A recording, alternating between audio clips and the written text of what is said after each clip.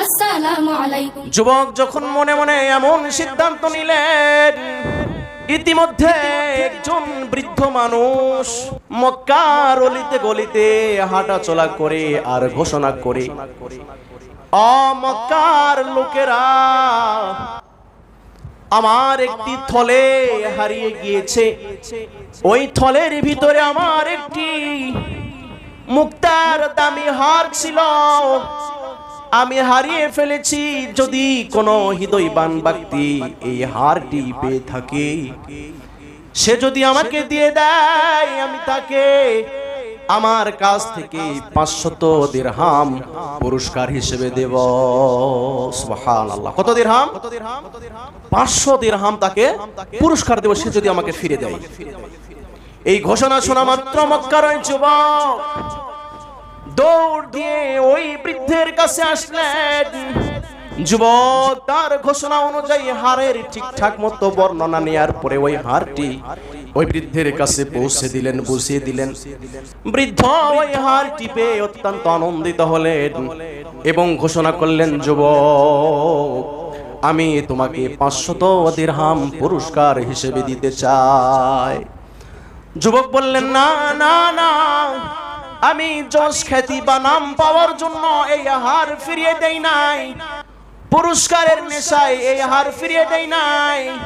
আমি যদি এই হার ইচ্ছা করতাম, কোন বাজারে বিক্রয় করে মোটা অঙ্কের টাকা পাইতাম, এর বিনিময়ে আমি সুখে শান্তিতে জীবন যাপন করতে পারতাম।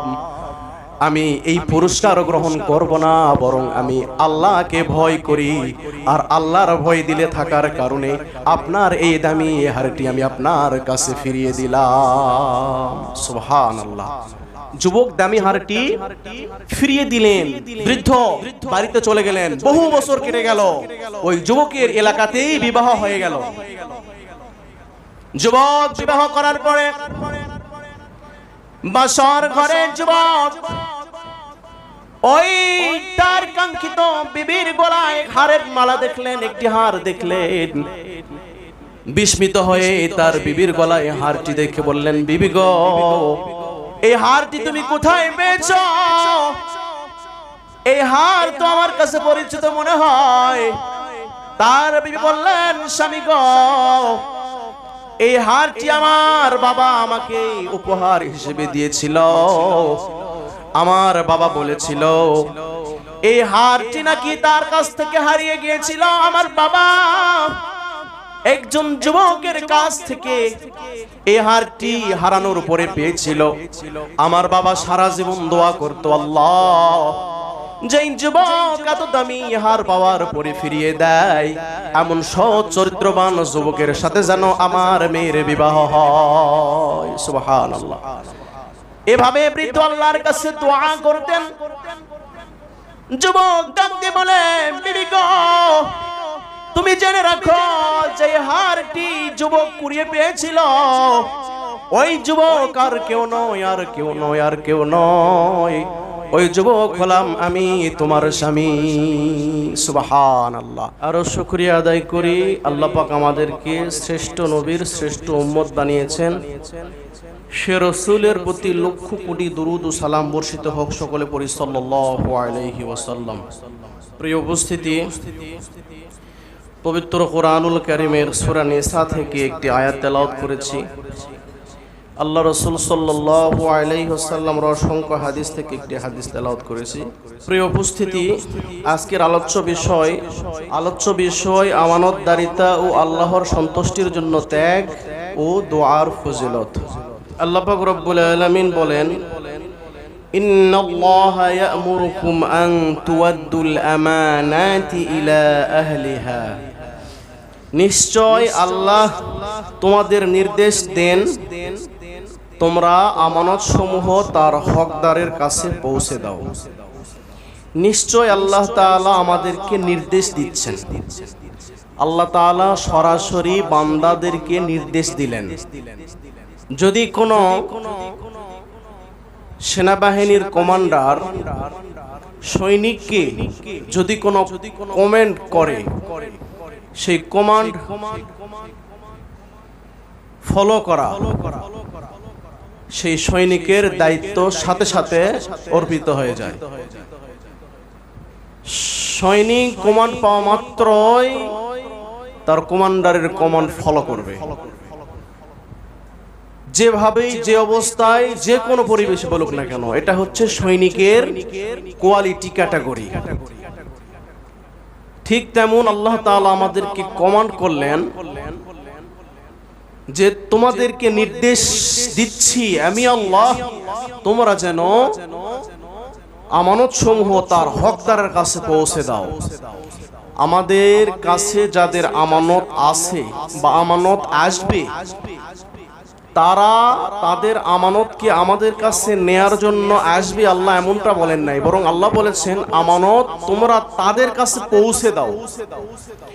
তাহলে আমাদের কাছে যে আমানত আছে, সে আমানত হোক ইলমের আমানত, সে আমানত হোক জ্ঞানের আমানত, সে আমানত হোক পিতামাতা হিসেবে সন্তানদের প্রতি দায়িত্বের আমানত, সেই আমানত হোক সামাজিক আমানত, সেই আমানত হোক রাষ্ট্রীয় আমানত, যে কোনো আমানত হোক, আর্থিক হোক সার্বিক হোক, প্রত্যেকটা আমানত হকদারকে বুঝিয়ে দেওয়ার জন্য আল্লাহ তাআলা আমাদেরকে কমান্ড করলেন, নির্দেশ দিলেন। এই নির্দেশ ফলো করা, আদায় করা বান্দা বান্দীদের জন্য ফরজ হয়ে যায়। এবং পাশাপাশি আল্লাহ রাসূল একটি সুন্দর কথা এক লাইনে বলে দিলেন, আদ-দুআউ সিলাহুল মুমিন। মুমিনের সবচেয়ে বড় অস্ত্রের নাম হচ্ছে দোয়া। অস্ত্রের নাম কি? আদ-দুআউ সিলাহুল মুমিন। মুমিনের সবচেয়ে বড় অস্ত্রের নাম হচ্ছে দোয়া করা। সবচেয়ে বড় AK-47 নয়, সবচেয়ে বড় অস্ত্রের নাম হচ্ছে দোয়া। পৃথিবীর যত পরাশক্তি হোক, যত পরাশক্তির কাছে যত দামি শক্তিশালী অস্ত্র থাকুক না কেন, মুমিনের কাছে দোয়ার অস্ত্র আছে। মানে মুমিন আল্লাহর সাথে কানেকশন করে ফেলেছে, আর যার সাথে আল্লাহর কানেক্ট হয়ে যায়, দুনিয়ার কোন অস্ত্র শস্ত্রের ভয় ওই মুমিনের দিলের ভিতরে আর থাকতে পারে না।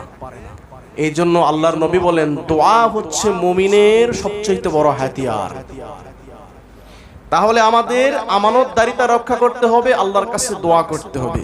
এই দুইটি বিষয় থেকে দুই একটি ঘটনা পেশ করলে যে আমানতদারিতা কাকে বলে এবং দোয়ার বরকত ফজিলত কাকে বলে, বিষয়গুলো একটু ক্লিয়ার হবে। যে হাত আল্লাহর দরবারে উঠেছে, সে হাত খালি ফিরে আসে না, হয় সে তার কাঙ্ক্ষিত চাওয়া জিনিস পায় অথবা তার চাইতে উত্তম কিছু আল্লাহর কাছে পায়। প্রিয় ভাইরা, আমানতদারিতা কাকে বলে এবং দোয়ার ফল কেমন হয়, এ বিষয়ে ছোট্ট একটি শিক্ষামূলক ঘটনা ইতিহাসে বর্ণিত আছে। মক্কার এক যুবক মক্কাতে ঘোরাঘুরি চলাফেরা করা অবস্থায় একটি মুক্তার হার কুড়িয়ে ফেলেন। হার তো বুঝেন, গলায় যে মহিলারা হার ব্যবহার করে, এই গলার দামি মুক্তার হার কুড়িয়ে পেলেন। একটি থলে কুড়িয়ে পেলেন, থলের ভিতরে মুক্তার একটি হার ছিল। এই হারটি দেখে যুবক বিস্মিত হয়ে গেলেন। যুবকের ভিতরে দামি হার দেখে শয়তান ওয়াসওয়াসা, ধোঁকা দেয়া শুরু করলো যে এই দামি গলার হারটি যদি তুমি তালাশ করে খোঁজ করে যে ব্যক্তির হার তাকে পৌঁছে দাও, বুঝিয়ে দাও, তাহলে তুমি বিশাল একটা অ্যামাউন্ট এটা থেকে বঞ্চিত হয়ে যাবে। বরং এটা যদি তুমি বাজারে বিক্রয় করো গোপনে, তাহলে অনেক মূল্য পাবে, আর এই মূল্যের বিনিময়ে তুমি সুখে শান্তিতে আরামে আয়েশে জীবনযাপন করতে পারবে। যুবকের অন্তরে শয়তান ধোঁকা দিলেন। যুবক শয়তানের ধোঁকায় না পড়ে সিদ্ধান্ত নিলেন যে আমি এই আমানত যে মালিক তার কাছে পৌঁছে দেব। যুবক যখন মনে মনে এমন সিদ্ধান্ত নিলেন, ইতিমধ্যে একজন বৃদ্ধ মানুষ মক্কার অলিতে গলিতে হাঁটা চলা করে আর ঘোষণা করে, ও মক্কার লোকেরা, আমার একটি থলে হারিয়ে গিয়েছে। ওই থলের ভিতরে আমার একটি মুক্তার দামি হার ছিল, আমি হারিয়ে ফেলেছি। যদি কোনো হৃদয়বান ব্যক্তি এই হারটি পেয়ে থাকে, সে যদি আমাকে দিয়ে দেয়, আমি তাকে আমার কাছ থেকে 500 দিরহাম পুরস্কার হিসেবে দেব। সুবহানাল্লাহ। কত দিরহাম? 500 দিরহাম তাকে পুরস্কার দেব, সে যদি আমাকে ফিরে দেয়। এই ঘোষণা শোনা মাত্র মক্কার ওই যুবক দৌড় দিয়ে ওই বৃদ্ধের কাছে আসলেন। যুবক তার ঘোষণা অনুযায়ী হারের ঠিকঠাক মতো বর্ণনা নেয়ার পরে ওই হারটি ওই বৃদ্ধের কাছে পৌঁছে দিলেন, বুঝিয়ে দিলেন। বৃদ্ধ ওই হারটি পেয়ে অত্যন্ত আনন্দিত হলেন এবং ঘোষণা করলেন, যুবক আমি তোমাকে 500 দিরহাম পুরস্কার হিসেবে দিতে চাই। যুবক বললেন, না না না, আমি যশ খ্যাতি বা নাম পাওয়ার জন্য এই হার ফিরিয়ে দেই নাই, পুরস্কারের নেশায় এই হার ফিরিয়ে দেই নাই। আমি যদি এই হার ইচ্ছা করতাম, কোন বাজারে বিক্রয় করে মোটা অঙ্কের টাকা পাইতাম, এর বিনিময়ে আমি সুখে শান্তিতে জীবন যাপন করতে পারতাম। আমি এই পুরস্কার গ্রহণ করব না, বরং আমি আল্লাহকে ভয় করি, আর আল্লাহর ভয় দিলে থাকার কারণে আপনার এই দামি হারটি আমি আপনার কাছে ফিরিয়ে দিলাম। সুবহানাল্লাহ। যুবক দামি হারটি ফিরিয়ে দিলেন, আমানতকে রক্ষা করলেন। সে জানে এই দুনিয়ার মোটা অঙ্কের টাকা দ্বারা, এই হার বিক্রয় করে মোটা অঙ্কের টাকা দ্বারা সুখে শান্তিতে জীবনযাপন করতে পারবে, কিন্তু দুনিয়াটা তো তুচ্ছ। দুনিয়া কি? তুচ্ছ। আর আখিরাতটা আবাদান আবাদা, শুরু আছে শেষ নাই। সামান্য দুনিয়ায় কিছু টাকা দিয়ে আরামায়েশে থাকবো, কিন্তু পরকালে এই আমানতের হিসাব আমি আল্লাহকে কিভাবে দিব, এই ভয় আমার ভিতরে আছে। বিধায় আমি তো এই সামান্য কিছু টাকা দিয়ে সুখে শান্তিতে এই দুনিয়ার মোহে পড়ে আমি এটা গ্রাস করতে পারি না। যুবকের ভিতরে ছিল আল্লাহর ভয়। দুনিয়া কখনোই কোনোভাবে কারো আপন নয়। পাকিস্তানের একজন মুফতি জাস্টিস তকি ওসমানী, তিনি তার আত্মশুদ্ধি কিতাবের ভিতরে লেখেন যে দুনিয়া হচ্ছে মানুষের ছায়ার মতো। কিসের মতো? আপনি আমি যখন রোদে রাস্তা দিয়ে হাঁটি, প্রখর রোদ, যখন 11টা বেজে যায়, দেখবেন আমাদের ছায়া পশ্চিম দিকে একটু হলেও লম্বা হয়ে যায়, অথবা বিকেলবেলা আমাদের ছায়া লম্বা হয়ে চলে যায়। আচ্ছা বলেন তো, আমরা যদি ওই ছায়াকে ধরার জন্য, আমার যে ছায়া আছে এই ছায়াকে ধরার জন্য যদি দৌড়াইতে থাকি, ছায়াকে ধরার জন্য যদি দৌড়াইতে থাকি, 100 বছর 1000 বছর যদি হায়াত পাই, আপনি আমি আমাদের নিজের ছায়া ধরতে পারবো? আর আমি যদি সামনের দিকে চলতে থাকি, ছায়ার পিছনে না দৌড়ে, তাহলে ছায়া অটোমেটিক আমার পিছনে পিছনেই থেকে যাবে।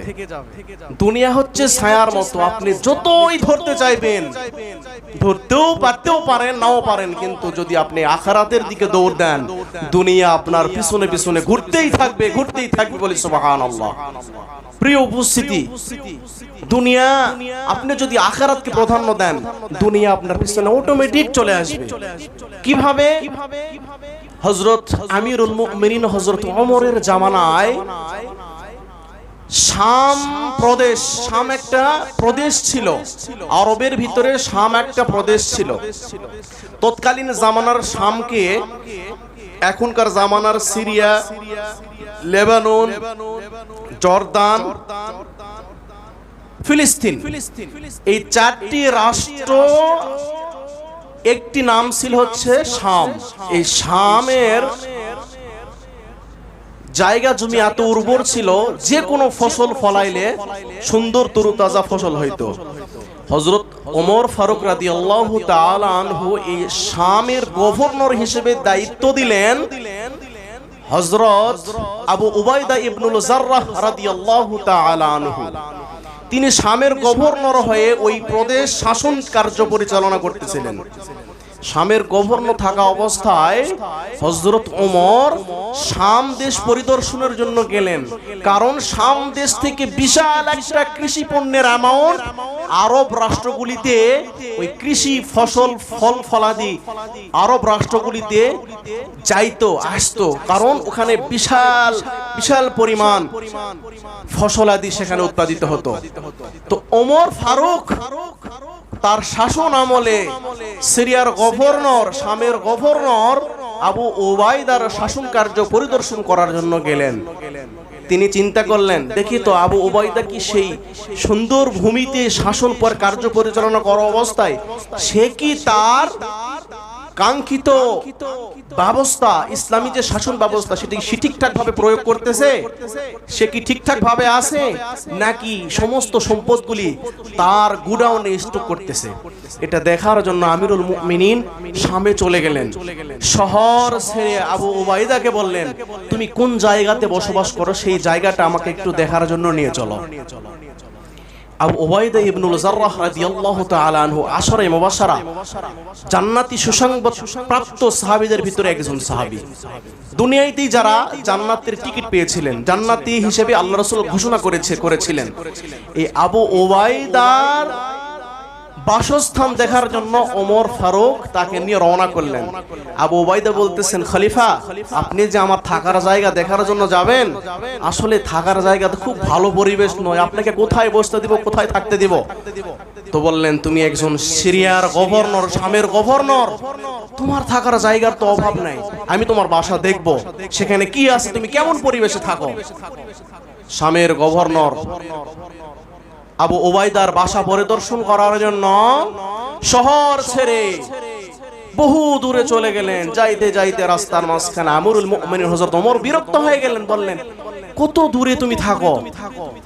বলেন, আমিরুল মুমিনিন আরো অনেক রাস্তা যাইতে হবে, অনেক পরিশ্রম করে অনেক রাস্তায় যাওয়ার পরে তার সেই বাড়িতে পৌঁছলেন। যে দেখে আমিরুল মুমিনিন তার বাড়ির এমন দুর্দশা যে খেজুরের পাতার কয়েকটি ছাউনি, খেজুরের পাতার কয়েকটি বেড়া আটকে দেওয়া, ঘরের ভিতরে একটা জায়নামাজ ছাড়া আর কিছুই নাই। আমিরুল মুমিনিন বিস্মিত হয়ে জিজ্ঞাসা করলেন, ভাই আবু ওবায়দা, তুমি থাকো কোথায়, খাও কি, তোমার চুলা কোথায়, তোমার পাতিল কোথায়, তুমি রান্না করো কোথায়? আবু ওবায়দা বললেন, আমিরুল মুমিনিন আপনি মনে করেছেন আমি বিশাল আরামে আয়েশে জীবন যাপন করতেছি? বলে না,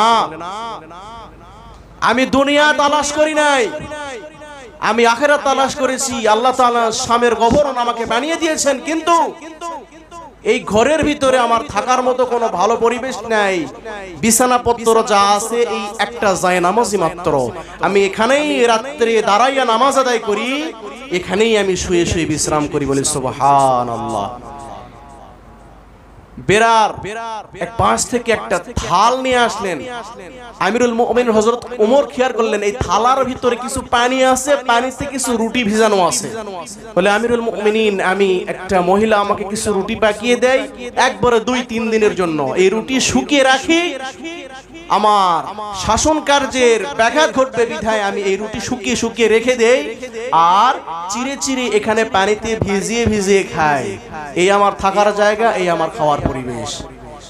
চিন্তা করুন তাহলে, তারা দুনিয়াকে লাথি মেরেছেন, কিন্তু পুরা পৃথিবীর শাসন ব্যবস্থা আল্লাহ তাআলা তাদের হাতের ভিতরে পায়ের তলায় নিয়ে এসে দিয়েছিলেন। বলি সুবহানাল্লাহ। প্রিয় উপস্থিতি, বলতেছিলাম যুবকের কথা। ওই যুবককে ওই বৃদ্ধ বাবাজি 500 দিরহাম পুরস্কার দিতে চাইলেন, বৃদ্ধ পুরস্কার ওই যুবক গ্রহণ করলেন না। বৃদ্ধ বাড়িতে চলে গেলেন। বহু বছর কেটে গেল, ওই যুবকের এলাকাতেই বিবাহ হয়ে গেল। যুবক বিবাহ করার পরে বাসর ঘরে যুবক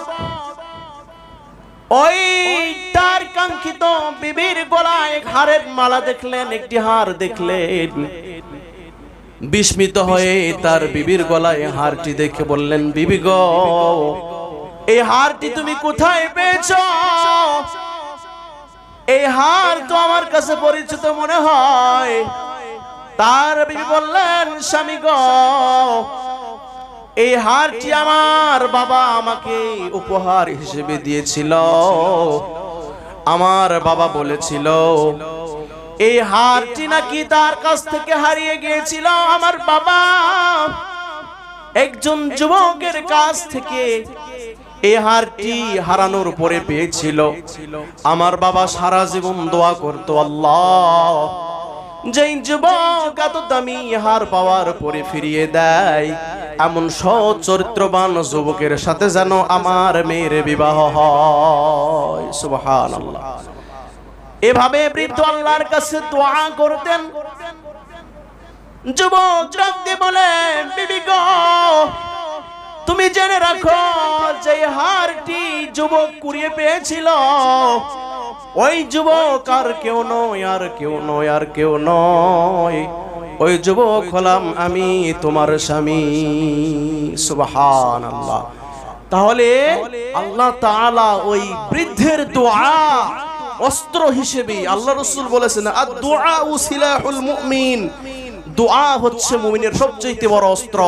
বৃদ্ধের চরিত্র দেখে বৃদ্ধের জন্য তার মেয়ের যেন বিবাহ এরকম যুবকের সাথে হয়, এই দোয়া আল্লাহর কাছে করার কারণে প্রতিনিয়ত তার দোয়াকে আল্লাহ কবুল করে ওই যুবকের সাথে বিবাহে বন্ধনে আল্লাহ তাআলা আবদ্ধ করে দিলেন। সুবহানাল্লাহ। তাহলে আমানতদারিতা রক্ষা করলে এর পুরস্কার হিসেবে স্বয়ং আল্লাহ দুনিয়াতেই দান করবেন। আর দোয়ার ফজিলত হিসেবে আপনি যদি আল্লাহর কাছে দোয়া করেন, আল্লাহ তাআলা আপনাকে হয়তোবা আপনার কাঙ্ক্ষিত চাওয়াগুলি দিবে, অথবা তার চাইতেই উত্তম কিছু আপনাকে দান করবেন। সুবহানাল্লাহ। প্রিয় উপস্থিতি, এ হচ্ছে আমানতদারিতা এবং দোয়ার ফজিলত। আর যদি আপনারা আমানতদারিতা রক্ষা করতে পারি, আল্লাহ পাক রব্বুল আলামিন সূরা বাকারার 110 নম্বর আয়াতে পুরস্কার হিসেবে বলেন, ওয়ামা তুকদ্দিমু লিআনফুসিকুম মিন খায়রিন তাজিদুহু ইনদাল্লাহ। আল্লাহ পাক রব্বুল আলামিন বলেন, তোমরা নিজেদের জন্য সৎ কাজ, ভালো কাজ, ন্যায় কাজ যদি দুনিয়াতে করো, আল্লাহ তাআলা এর প্রতিদান হিসেবে কিয়ামতের ময়দানে ওই সৎ কাজ মুসিবতের সময় তোমার আমলনামায় যুক্ত করে দিবেন। সুবহানাল্লাহ।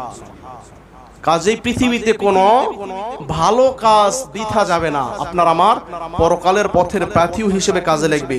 আর দোয়া এমন একটি জিনিস, প্রিয় ভাইরা, দোয়া এমন একটি বস্তু, দোয়া অদ্ভুত ভাবে কবুল হয়।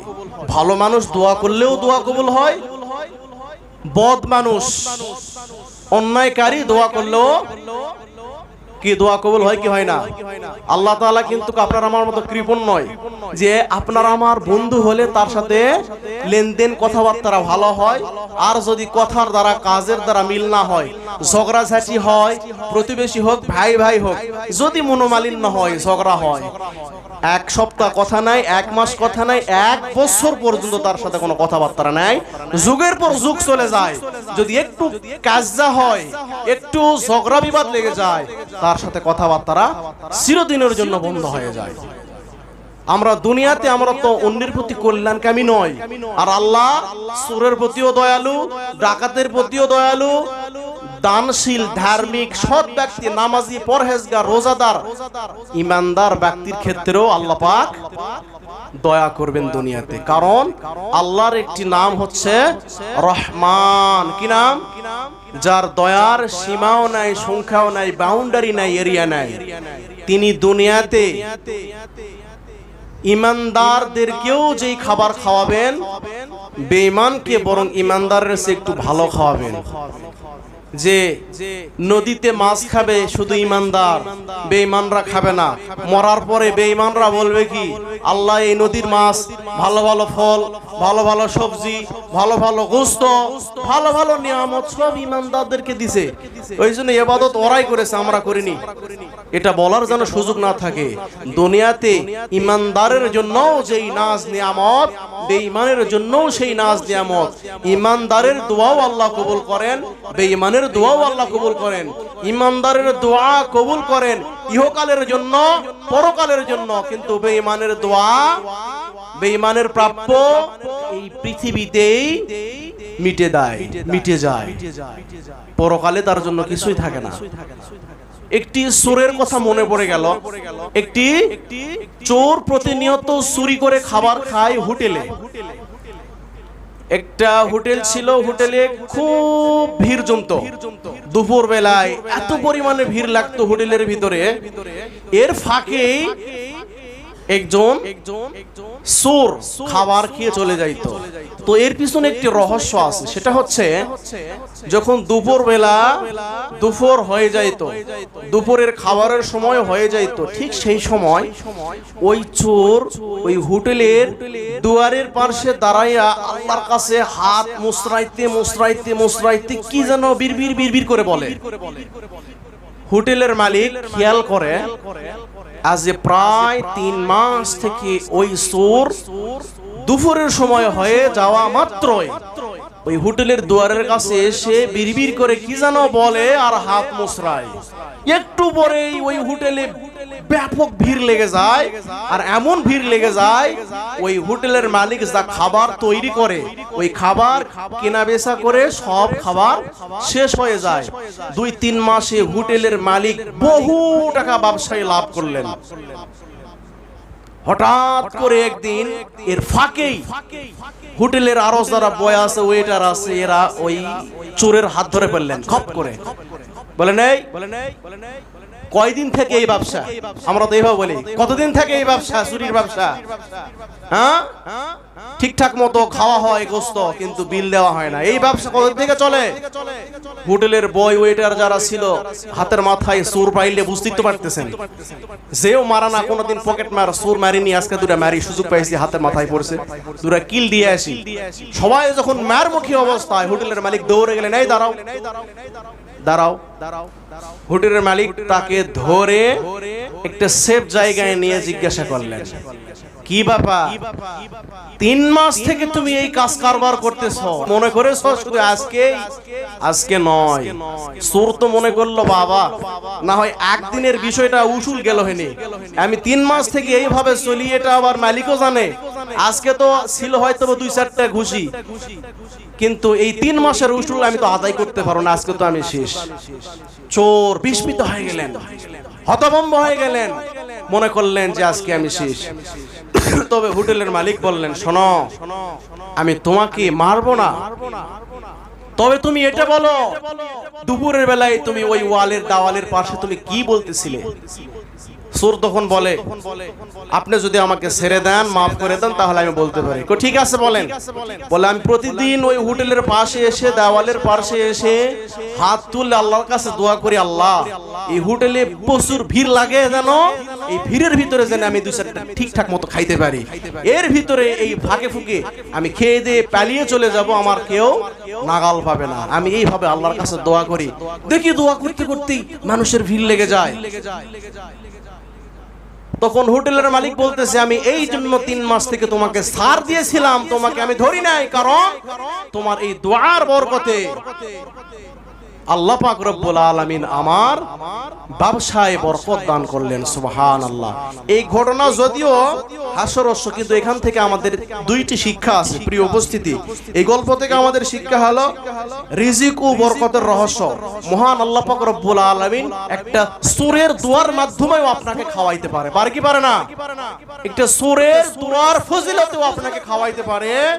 2 নাম্বার শিক্ষা হচ্ছে ক্ষমা ও উদারতার শক্তি। হোটেলের মালিক যদি সেই দিন রাগের বসে ওই চোরকে মার দিত, তাহলে তার গোপনে যে আল্লাহর পক্ষ থেকে বরকত আসে, এই গোপন বরকতটা হয়তো বা বন্ধ হয়ে যেত। হোটেলের মালিক তাকে ক্ষমা করে দিলেন, এবং তার এই উদারতা, ক্ষমার কারণে আল্লাহ পাক রব্বুল আলামিন তার ব্যবসার ভিতরে গোপনে বরকত চালু রাখলেন বলে সুবহানাল্লাহ। প্রিয় উপস্থিতি, তাহলে আমাদের দোয়া এবং আমানতদারিতা, এই 2টাকে লক্ষ্য করতে হবে। দোয়া এবং আমানতদারিতা। আমানত, আমরা প্রত্যেকের আমানত, আমরা পিতামাতা হিসেবে সন্তানের প্রতি আমানত, আমাদের কাছে আমানত হিসেবে যা যা মনে হয় এই আমানতগুলি আমরা হকদারের কাছে পৌঁছে দিব। এমনটা নয় যে যারা আমানত প্রাপ্য তারা আমাদের কাছ থেকে এসে নিয়ে যায়, বরং আমরা আমাদের আমানত ফিরিয়ে দেওয়ার চেষ্টা করব। পাশাপাশি আল্লাহর কাছে দোয়া করব, আল্লাহ পাক রব্বুল আলামিন আমাদের সকলকে যেন আমানতদারিতা রক্ষা করে আল্লাহর কাছে খাঁটি দোয়া করে খাঁটি ইমানদার হয়ে যেন আমরা সকলেই পরপারে যাইতে পারি। আল্লাহ তাআলা আমাদের সকলকে তৌফিক দান করুন। সকলে আওয়াজ দিয়ে পড়ি আল্লাহুম্মা আমিন। ওয়া আখিরি দাওয়াহুম আনিল হামদুলিল্লাহি রাব্বিল আলামিন। আমরা সুন্নত নামাজ আদায় করি ইনশাআল্লাহ।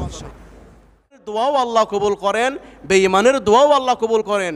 ইমানদারের দোয়া কবুল করেন ইহকালের জন্য, পরকালের জন্য, কিন্তু বেঈমানের দোয়া, বেঈমানের প্রাপ্য এই পৃথিবীতেই মিটে যায়, পরকালে তার জন্য কিছুই থাকে না।